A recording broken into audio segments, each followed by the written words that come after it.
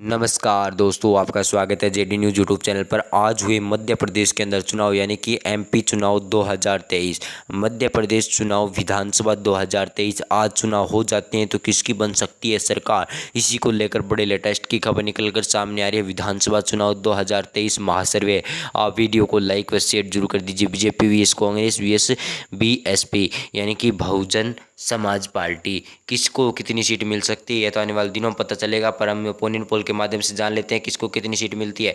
सर्वप्रथम हम मध्य प्रदेश से ही बात करते हैं। मध्य प्रदेश का भीड़ जिले के अंदर कौन सी पार्टी कितनी सीट प्राप्त करेगी, तो चलिए शुरू करते हैं। पहले आता है भीड़ जिला।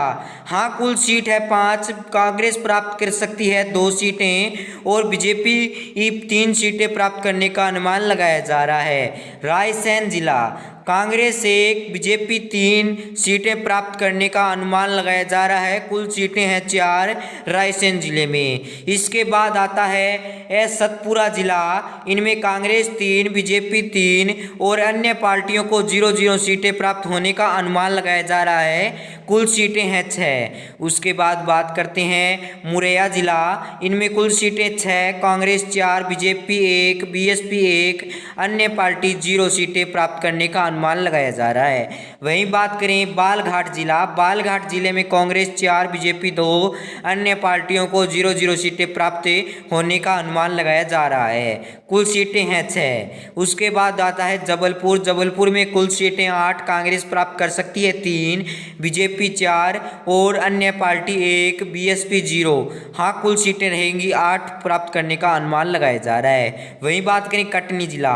कटनी जिला में कांग्रेस 2 बीजेपी 2 अन्य सभी पार्टियां शून्य पर रह जाएंगी, ऐसा अनुमान लगाया जा रहा है। इसके बाद बात करें इंदौर। इंदौर में कुल सीटें हैं 9, जिसमें कांग्रेस प्राप्त कर सकती है 4, बीजेपी प्राप्त कर सकती है 3, अन्य पार्टियां प्राप्त कर सकती है 2, कुल सीटें रह सकती हैं 9।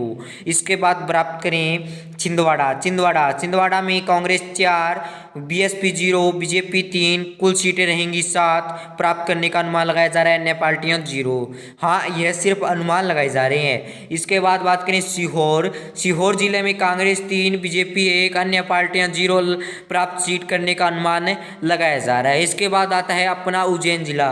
उज्जैन जिला में कुल सीट हैं 7, कांग्रेस प्राप्त कर सकती है 5, बीजेपी प्राप्त कर सकती है 1, अन्य पार्टियां यानी अदर्स पार्टियां प्राप्त कर सकती है 1 सीट। इसके बाद आता है देवास जिला। देवरा जिला। देवरा में 5 सीटें और कांग्रेस प्राप्त कर सकती है 3, बीजेपी प्राप्त कर सकती है 2, अन्य पार्टियां 0 प्राप्त सीटें प्राप्त कर सकती है, सिर्फ अनुमान लगाया जा रहा है। वहीं बात करें ग्वालियर जिले। ग्वालियर जिले में कांग्रेस 2 बीएसपी 1 बीजेपी 3 और अन्य पार्टियां 0 पर सिमट रह सकती है। उसके बाद आता है राजगढ़ जिला।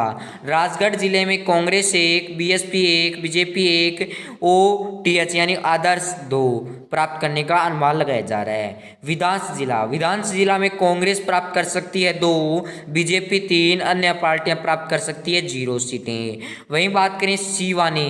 सिवानी जिले में कांग्रेस 2 बीएसपी 0 बीजेपी 0 बीजेपी 2 और अन्य पार्टियां 0 प्राप्त करने का अनुमान लगाया जा रहा है। बड़वानी में अनुमान लगाया जा रहा है कि 4 सीटों में से कांग्रेस 3 प्राप्त कर सकती है, बीजेपी 1 प्राप्त कर सकती है। वहीं बात करें शिवपुरी में अनुमान लगाया जा रहा है 5 सीटों में से 2 कांग्रेस प्राप्त कर सकती है, 1 बीएसपी प्राप्त कर सकती है, 2 बीजेपी प्राप्त करने का अनुमान लगाया जा रहा है। सागर जिले में कुल सीटें रह सकती हैं 8, कांग्रेस प्राप्त कर सकती है 4, बीएसपी 1 बीजेपी प्राप्त कर सकती है 2 सीटें, अन्य पार्टियां 1 सीटें प्राप्त करने का अनुमान लगाया जा रहा है। वहीं बात करें बैतूल जिले में कांग्रेस 1 बीजेपी 2 और अदर्स यानी अन्य पार्टियां प्राप्त कर सकती है 2 सीटें, कुल सीटें हैं 5। सीधी जिले में कुल सीटें हैं 4, बीजेपी 1 बीजेपी 2 अन्य पार्टियां 1, कांग्रेस 1 पार्टी 1 सीट प्राप्त करने का अनुमान लगाया जा रहा है। भोपाल जिले में 7 सीटें हैं, 7 में से 4 कांग्रेस और 3 बीजेपी प्राप्त करने का अनुमान लगाया जा रहा है। सताना जिला में 7 सीटों में से 3 बीजेपी 1 बीएसपी 2 कांग्रेस 1 अन्य पार्टी सीटें प्राप्त करने का अनुमान लगाया जा रहा है। थार जिले में कांग्रेस 2 बीएसपी 0 अन्य पार्टी 1 बीजेपी 4 सीटें प्राप्त करने का अनुमान लगाया जा रहा है। आपके हिसाब से कमेंट में लिख दें कि मध्य प्रदेश का मुख्यमंत्री कौन बनेगा। धन्यवाद। और कोई बड़ी रिपोर्ट आएगी प्रदान करवाएंगे।